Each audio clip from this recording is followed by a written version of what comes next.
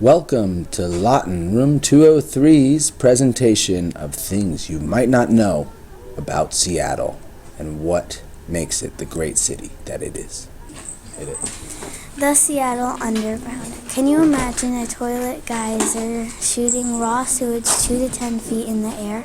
It's a true story, the story of the Seattle Underground. When the people started building Seattle, they built it on a tide flat. The people who did this weren't used to building at sea level. They were from the Midwest. Soon they figured out what happened when you built on this tide flat. The tide comes in and out all day.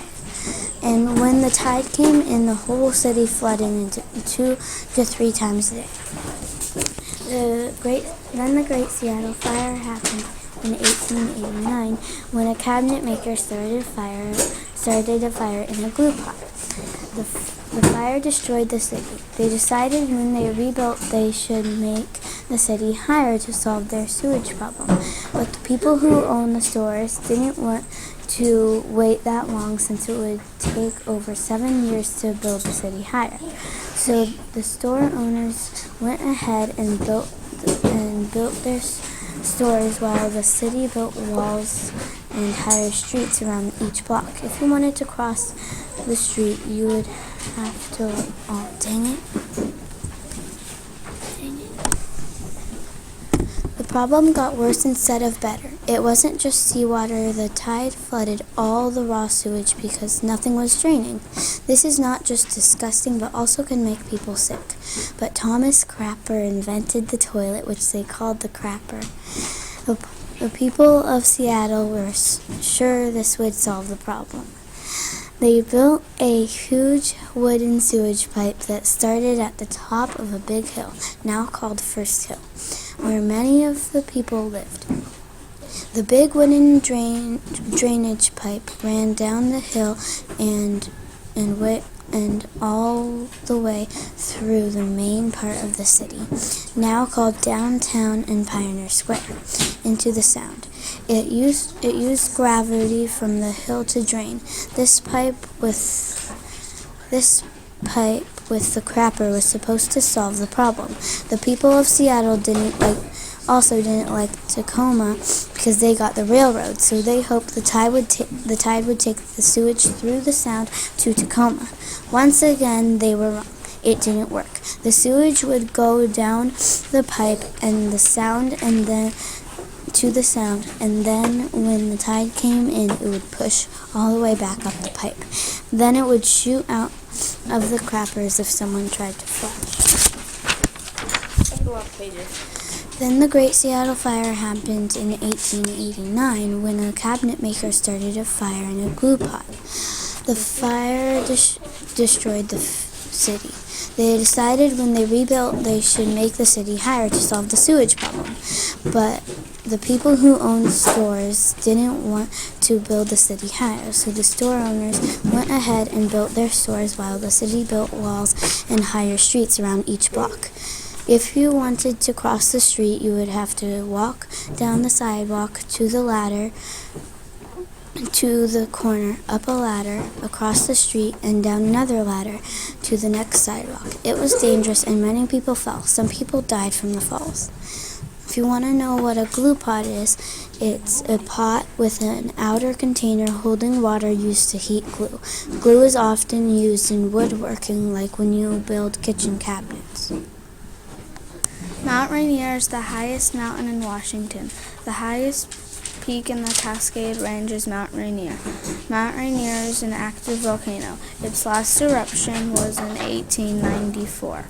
On March 2, 1899, President William McKinley established Mount Rainier National Park as America's 5th national park. Mount Rainier is important to Seattle because it is a beautiful part of Seattle that visitors can see. It also makes a good climbing mountain. Hi, I'm Nico, and I'm going to tell you about the Seattle Great Fire. The Seattle Great Fire started on June 6, 1889 at about 2:30 p.m. and the fire department arrived at 2:45. And Victor Clermont started the fire, and it happened in Victor Clermont's basement. And it affected Seattle by having Seattle upgraded. it helped Seattle by having them having Seattle want to upgrade it by making all the houses made of brick and stone and cobblestone. Microsoft, the company, was founded on April 4th, 1975 by Bill Gates and Paul Allen. Microsoft is a computer company that was some of the first to make computers for a home, were also called PC. Then in 2001, Microsoft created the new OS, Windows XP. In 2002, they made Windows Vista. In 2004, the European Union pressed charges of $613 million USA dollars. Microsoft claims it was charges that were for issues that have been resolved in the past. Then in 2011, they bought Skype Tech for $8.5 billion. Microsoft is important to Seattle because it brings tons of people to Seattle because people want to go to Seattle to get jobs at Microsoft. Russell Wilson was born in 1988. Wilson was born in Cincinnati, Ohio. Russell Wilson led his team to their first victory. During the NFL season, Wilson makes weekly visits on his days off to the Seattle Children's Hospital and has also visited with soldiers at Joint Base Lewick, Michigan. By the way, if you don't know that Russell Wilson's the Seahawks quarterback, well, he is.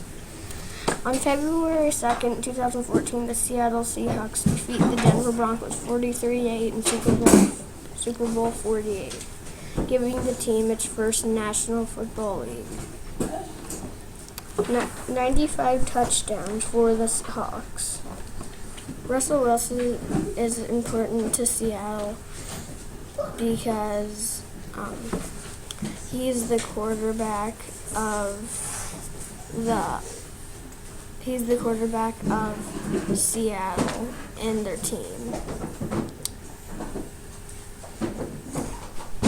People are crazy about the Seahawks. Amazon. In the 1990s, Amazon became popular.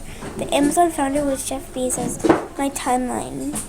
In 1995, they started service. In 1997, they sold their first book. In 1998, they did their first group meeting. 1999, they got the hang of their service. In 2001, they were really great. If Amazon.com was not here, we wouldn't have the Fire Phone. Other questions I did not find answers to what happened over the years. So do I start at the beginning? Amazon is important to Seattle because they provide a lot of good jobs. If Amazon wasn't here, we wouldn't have the Fire Phone because the jobs provide the Fire Phone.